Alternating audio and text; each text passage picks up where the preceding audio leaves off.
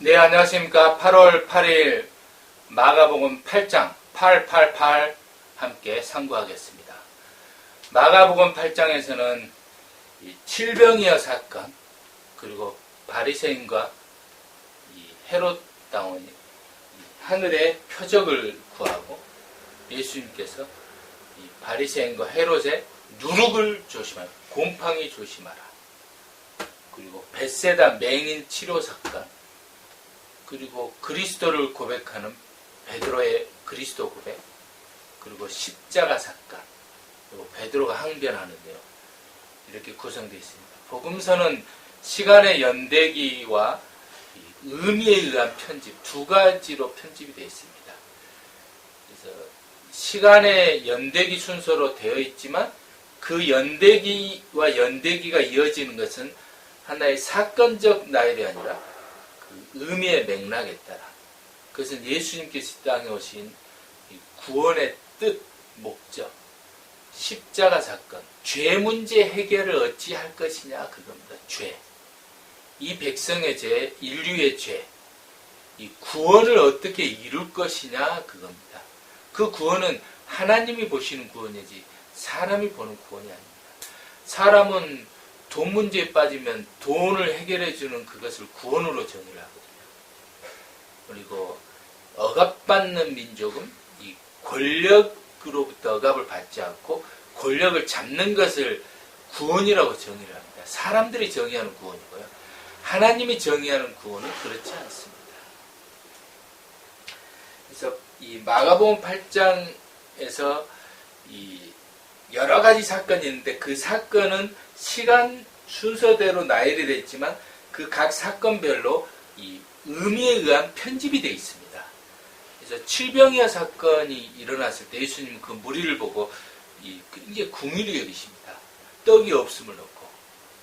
근데 제자들은 그랬을까요? 그리고 바리새인들은 그랬을까요? 그러니까 이 칠병이어 사건 때는 4,000명이 모였거든요. 그 4,000명이 모인 걸 보고 예수님은 그들을 불쌍히 여기셨어요. 그럼 제자들은 그들을 보고 어찌 생각했을까요? 그리고 헤롯 정권은 어찌 생각했을까요? 헤롯 정권은 굉장한 위험을 느꼈을 겁니다. 무서웠을 거예요. 왜냐하면 군중이 따랐으니까요. 그러니까 똑같은 걸 보더라도 다 다르게 봅니다. 이게. 예수님은 그들을 보고 불쌍히 여기시고 이 칠병이어를 가지고 여러 축사를 하시고 그들에게 이 떡을 나눠주십니다. 그 떡이 이제 나눠진 것이 이 칠병이어를 가지고 계속 이 어떤 이 떡을 떼고는 아니겠죠. 하지만 이 제자들은 그런 어떤 방법을 이 가로로 생략을 했습니다. 생략한 이유는 예수님께서 그 무리를 보시고 칠병이어로 축사를 하시면서 다른 어떤 사건이 일어났기 때문에 그렇습니다. 근데 교회는 그렇지 않죠. 교회에서는 예수님께서 어떤 기적을 일으켰을 때 예수님의 말씀을 통해 어떠한 것이 일어난 거거든요. 근데 이 말씀보다는 누가 이것을 허물했습니다. 또는 누가 이렇게 했습니다. 그 세상도 마찬가지죠. 어떤 이 원인, 시작점은 예수님의 말씀이거든요. 근데 그 예수님의 말씀은 가려지고 그것을 한 어떤 사람이 더 크게 부각이 됩니다. 그래서 누가 감사헌금을 또는 누가 기부금을 10억을 했습니다. 이런 것이 더 나타나거든요. 이날 이 4,000명이 어떤 뭔가 먹는 문제를 해결하고 그게 어떤 큰 어떤 기적이 있었겠죠. 근데 그건 가로로 생략이 되어 있습니다. 그리고 나서 이제 이 헤롯과 이 바리새인들이 하늘의 표적을 요구합니다. 그 하늘의 표적을 요구한 건 로마를 갖다 어떻게 하면 타도할 것인지 또는 어떤 그들이 원하는 표적을 말하는 겁니다. 그게 뭐 로마의 뭐 교황이 죽는달지 빌라도가 갑자기 뭐 사망한달지 뭐 그런 거겠죠. 근데 예수님은 거기에 대단히 실망을 합니다. 왜냐하면 예수님은 그러한 가해자를 없애러 오신 분이 아니거든요. 바로 헤롯 왕, 헤롯 왕 같은 경우도 불륜 사건에 걸려 있었잖아요. 그러니까 헤롯 왕을 없애러 오신 게 아니라 불륜 사건을 불륜으로 여기지 못하는 헤롯의 그 죄롭다 헤롯을 구출하기 위해서 예수님이 오신 거예요. 헤롯 불륜하면 제일 먼저 떠오르는 게 다윗의 밧세바 불륜을 먼저 떠올려야 됩니다. 그러니까 헤롯 같은 경우 이제 안티파스잖아요. 그리고 그 아버지 같은 경우는 이제 헤롯 대왕이고, 그러니까 헤롯이 이 불륜 사건을 일으켰을 때 이 솔로몬을 갖다가 성전처럼 헤롯 이 성전을 짓는다 해도 다윗이 못한 일을 한 거잖아요. 그렇다 해서 다윗이 기다린 구원의 그리스도는 될 수 없는 거예요. 다윗이 건축 자금 다 마련하고 그 시대 통일왕국을 이뤘지만 다윗 스스로 그리스도가 될 수 없었듯이 정치적 그리스도는 구원의 그리스도가 될 수가 없는 겁니다. 그리고 성전을 짓는다고 그 그리스도가 될 수 있는 그 표적이 되는 게 아니에요. 근데 어떤 사람들은 예수님이 성전을 멸망시켰듯이 쓰니까 이제는 성전을 진 자가 그리스도라 그래요. 그럼 그 사람은 헤롯과 같은 그리스도죠. 정치적 그리스도입니다. 불륜을 일으킨 그리스도.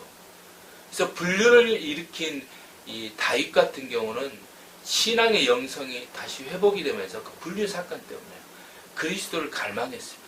근데 헤롯은 그렇게 하지 않았어요. 헤롯이 그렇게 했다는 성경적 기록이 없기 때문에 그렇습니다.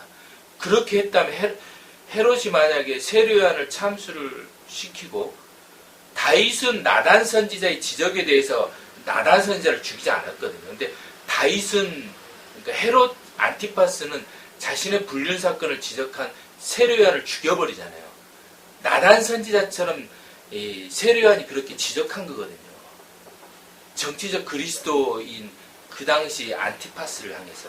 근데 죽여버리잖아요. 그러니까 이 정치적 인 다윗의 이 왕권조차 계승을 못했던 거예요. 계승을 했다면 다윗처럼 나단 선지자의 말을 받아들였겠죠. 그러면서 참여를 했겠죠. 그러면 그 시대가 다르게 변할 수도 있었던 겁니다. 근데 그렇게 안 했던 거예요. 그러니까 다윗 제2의 다윗이 돼서 정치적인 다윗이 돼서 그리스도를 맞이할 수 있는 그런 위치에 이 헤롯 안티파스가 있었던 거예요. 근데 그걸 못했던 겁니다. 세례요한을 죽이면서. 그래서 이 권력에 눈이 멀어서 그런 겁니다. 다윗은 권력에 눈 먼 자는 아니에요. 권력으로 이렇게 나단 선지자를 죽이지 않았잖아요. 근데 안티파스는 그렇게 했던 거예요. 그래서 권력에 빠져버린 그럽니다. 그래서 예수님은 이 권력의 누룩, 이 헤롯의 누룩, 바리새인의 누룩을 조심하라고 했던 겁니다. 그래서 여기 제가 이제 적어놨습니다. 헤롯의 누룩을 조심하라. 근데 여기 보면은 이제 예수님께서 이 헤롯의 누룩, 곰팡이를 말합니다. 헤롯의 곰팡이를 조심하라 하니까 제자들은 두 가지 말을 한 거거든요. 헤롯의 누룩을 조심하라. 그래서 이 헤롯의 정체성을 드러내기 위해서 이것을 쓴 거예요.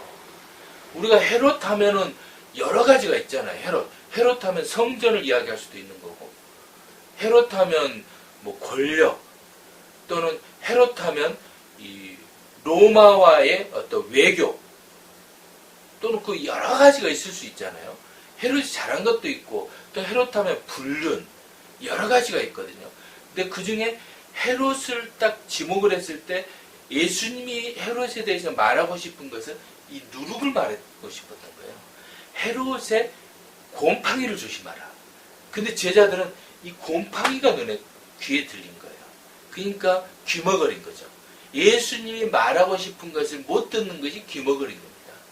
소리는 들어도 예수님이 말한 이 소리를 못 들으면 이 귀머거리. 그래서 우리나라 말로는 말귀를 못 알아듣냐 그러잖아요. 말귀를 못 알아들을 때 그 귀머거린 거예요. 그러면 깝깝해요. 암담해요. 그래서 말귀를 알아들어야 되는 거예요. 이 복음서를 통해서 하나님 계속 이야기를 하고 있는 게 말귀를 알아들으라는 거예요. 말귀를 못 알아들은 게 아담과 하와예요. 선악과를 따먹지 말라. 그 말귀를 알아들었어야 되거든요. 그러니까 말귀를 못 알아들으니까 선악과를 딱 봤을 때 뱀이 딱 말한 것을 들어보니까 뱀의 말귀를 알아들었어요. 너무 멋있는 거예요. 탐스럽고 이제 하나님이 우리를 속였구나 하면서 이 하하가 따먹어 버리잖아요. 그 말귀를 못 알아듣는 거예요. 하나님의 말귀를 알아들을 수 있어야 돼요. 근데 우리는 뱀의 말, 뱀은 이제 이 세상 말을 말해요. 이 세상 말을 알아듣고 이런 누룩, 세상적인 떡 이런 걸 알아듣고 그 떡을 통해서 하나님이 하고 싶은 그 말은 못 알아듣는 거예요. 그래서 이 헤롯의 누룩을 조심하라 했을 때 이걸 비유를 한 겁니다. 권력을 조심하라는 거예요. 헤롯의 가치관을 조심하라는 거예요. 권력을. 근데 그것을 말귀를 못 알아듣으니까 이게 이제 이 사건처럼 똑같이 일어났던 겁니다. 그러니까 우리는 하나는 보고 두 개를 못 보면 안 됩니다. 하나는 보고 또 하나를 또 볼 수 있어야 돼요. 이 두 가지를 볼 수 있어야 됩니다. 그래서 벳세다 맹인은 이 눈을 띄울 때 한 번 띄웠더니 딱 보였거든요. 이 사물이 보였던 거예요. 그때 한 번 더 띄었을 때 보면은 모든 것이 다 밝히 보인다. 그러니까 한 번 보였을 때는 사물이 보이고 사람이 보이고 또 한 번 보였을 때는 그 사람을 지으신 창조주가 보입니다. 그래서 창조주가 보이는 그것이 바로 이 영적인 눈이 띄어진 거예요. 두 개가 다 보여야 되는 거예요. 근데 하나만 보이면 안 돼요. 그래서 베드로가 예수님을 깨달았어요. 하나님의 아들이시라고, 그리스도라고요. 근데 그 그리스도는 그리스도인데 어떤 그리스도냐는 거죠. 권력을 주는 그리스도, 그게 정치적 그리스도거든요. 떡 문제를 해결하는 그리스도, 그게 경제적 그리스도예요. 이 명예를 주는 그리스도, 여러 가지 그리스도가 있어요. 예수님은 죄 문제를 해결하는 그리스도고, 특히 그 죄 문제에 있어서 베드로의 죄를 해결하는 그리스도인 거예요. 그게 자신의 그리스도인 거예요. 예수님은 그리스도로 고백할 때는 내가 죄인이어야 되는 겁니다. 여러분은 죄인입니까? 오늘도 죄인입니까? 그러면 예수님이 그리스도예요. 근데 나는 의인입니다 하잖아요.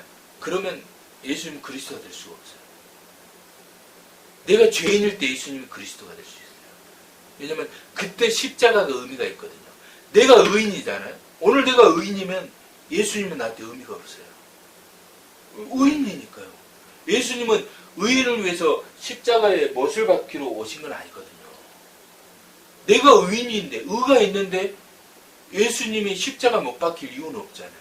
예수님은 십자가에 못을 박히기 위해서 오셨거든요. 첫 번째는 십자가에 못이 박히신 이유는 율법에 의한 그러한 이 모든 그 의로움이 있잖아요. 그 의로움이 하나님적 의로움으로 승화시키기 위해서 오신 거예요. 그것조차도 의로 여겨지게 하기 위해서 그러신 거예요. 그 율법적인 의가 아니거든요. 근데 그 의도 하나님이 의롭다고 약속해 주셨거든요. 그 제사가. 그래서 그것을 약속을 이루기 위해서 십자가에 못이 박히신 거예요. 두 번째는 우리가 너무 많은 죄를 범했잖아요. 그래서 이 죄를 용서해 주기 위해서 오셨던 거예요. 그래서 그것을 깨달아야 되는데 베드로가 깨닫지 못했던 거예요. 저도 그렇고요. 우리도 그렇고요. 매 순간 그것을 잊으면 안 됩니다. 우리가 죄를 짓지 않아서 이 십자가를 통한 이 구원이 은혜로 여겨지는 게 아니에요. 우리가 죄를 지어서 십자가의 그 구원이 의가 된 거예요. 그러니까 우리가 죄인인 것을 깨달았을 때 그런 거예요. 우리가 도덕적인 어떤 이 의로움, 착한 행실 이런 것은 십자가를 통한 은혜와는 은혜의 어떤 조건이 될 수 있는 게 아닌 거예요. 이것을 베드로가 너무 몰랐던 겁니다. 그래서 이 그리스도와 십자가 이 두 가지는 우리가 얼뜻 볼 때는 이제 십자가는 저주의 십자가잖아요. 이 그리스도는 이 왕의 그리스도잖아요. 근데 두 개가 같이 연결이 되어 있습니다. 죽기 위해 오신 그리스도예요. 누구를? 나를 위해. 우리를 위해. 왜냐하면 우리를 구출하기 위해서 오신 거예요. 근데 이것을 사람들은 잘 모릅니다. 저도 몰랐고요. 이거 지금 제가 알고 있다지만 이 알고 있는 것도 지식일 수도 있어요.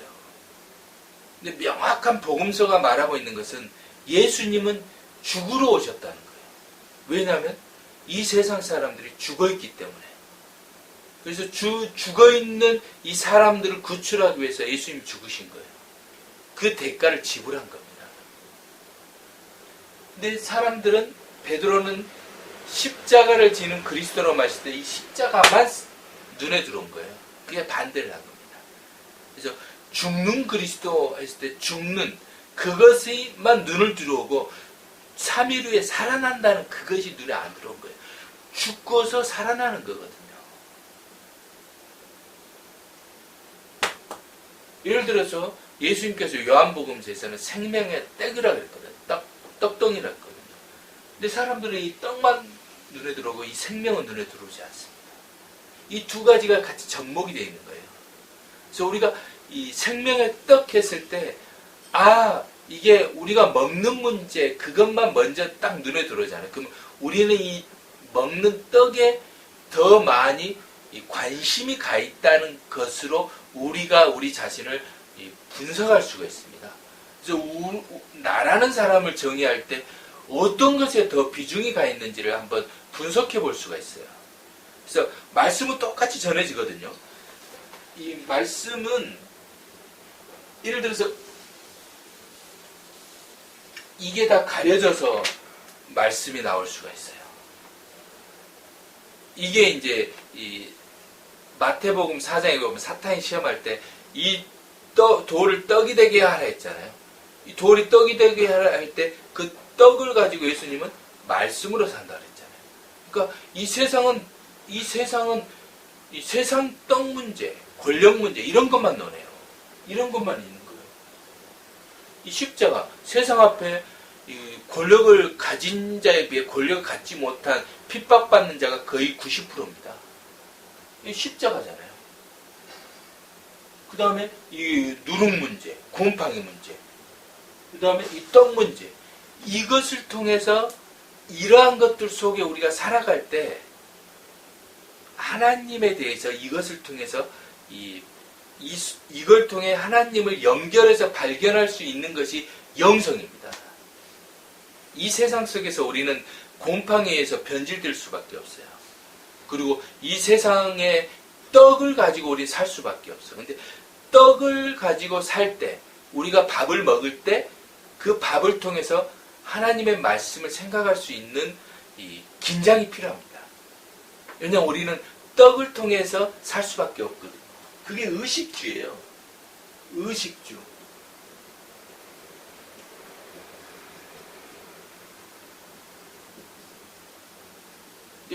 의는 옷이잖아요. 옷. 그래서 우리는 예수 그리스도로 옷 입고 사는 거거든요. 근데 먹는 것은 말씀이잖아요. 말씀으로 우리가 먹고 살잖아요. 그 다음에 집은 이건 이제 교회잖아요. 우리는 예수 그리스도의 집에 거주하는 거거든요. 교회에. 이미 예수 그리스도인 거예요. 어떤 하나의 작은 교회가 아니고요. 이미 이 우주가, 천국이 그 그리스도고 그 안에 우리가 속해 있는 겁니다. 그래서 이것을 우리는 늘 긴장하고 이해하는 이 육적인 세계 속에서 감춰진 이 영성을 재발견하는 여러분이 되시기를 바라겠습니다. 감사합니다.